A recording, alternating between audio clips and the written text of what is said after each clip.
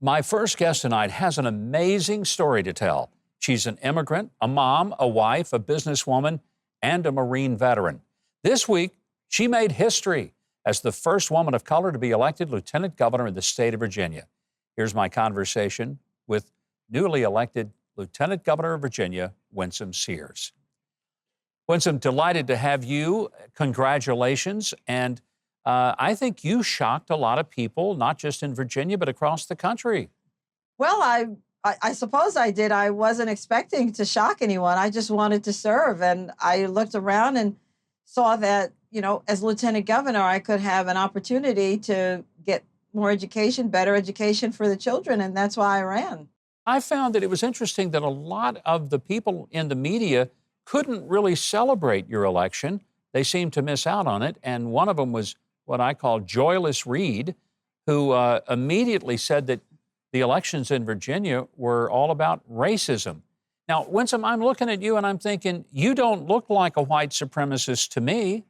Here's the thing.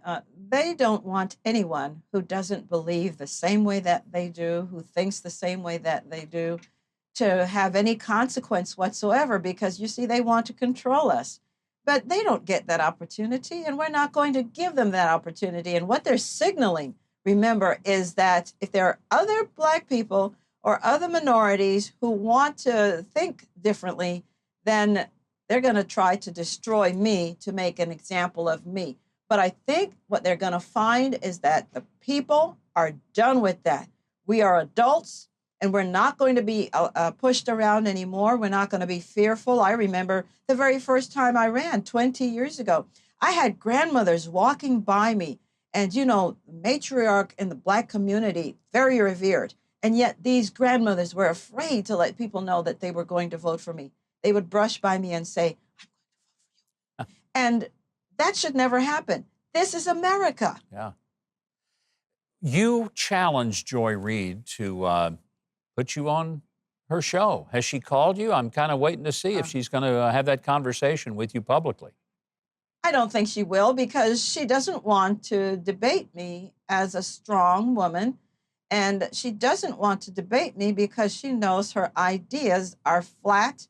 Her ideas are, when you think about it, pretty racist, pretty sexist, and they're very demeaning. It doesn't uplift anyone, because the first thing that they do is they destroy your character, or they destroy your character. They try to destroy your good name. They try to destroy everything about you. It's a scorched earth policy. God forbid that they would say to themselves, well, Winsome is there, and so Winsome will have a seat at the table.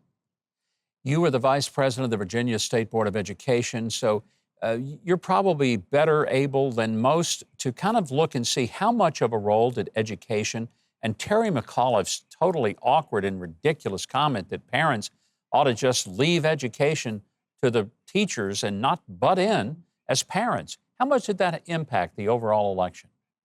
I think what happened was our governor-elect, Glenn Youngkin, when he was debating Terry McAuliffe, Glenn got under his craw. And you finally saw what was in him, in Terry McAuliffe's spirit. You saw it rise up, and he just blurted out exactly what was in his heart. And it's that you, parents, don't get to have a say in your child's education. And enough independents and enough Democrats decided, well, wait a minute. No. Hold your horses there. We, the parents, we make that decision. The children belong to us, not to the government. That's a different country you're talking about. And so you see, he realized that that was his deplorables moment. And the people decided time for a change. There has been just big denial that critical race theory is not being taught in Virginia schools, but there's a lot of evidence that it may not be called that, but that same idea of dividing people along racial lines and saying America's a terrible country, that has been taught. What's the true story there? Well, the true story is that in 2015, when Terry McAuliffe was governor, the Virginia State Board of Education did have critical race theory as a means. And in fact, there was a book that was on its website that said, this is what you're going to teach. And it was suggested reading as well. And so Terry McAuliffe, this is what, the other side will do, the progressives, the liberals. They use inflammatory words, picture words that make people just begin to fear. And so what did he say? It was a dog whistle that Glenn Youngkin is putting forward to say that there is no critical race theory. And we know that it existed. And as I said, they're gaslighting us.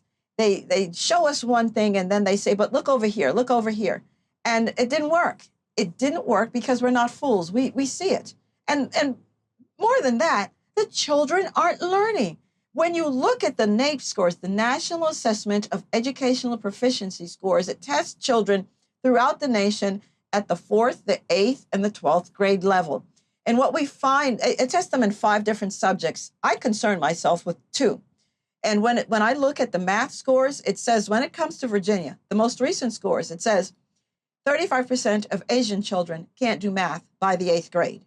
By the way, it's 45% of white children, 70% of Latino children, and Governor, this number brought my tears to my eyes. 84% of Black children in Virginia cannot do math by the time they are in the 8th grade. And by the way, 85% of them are functionally illiterate. They could never read the instructions on this water bottle that's beside me.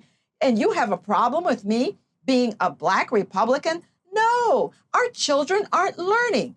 When are we going to address that fact? Because we're not on this planet by ourselves. We've got China to worry about. Did you see that hypersonic missile that China threw up the other day that General Miley was shocked? Shocked? Why would you be shocked? China has more honor students than we even have students in America combined. And furthermore, when you look at if our children decide to go to college, in America, fully 65% of our children are doing remedial education in the whole first year of college.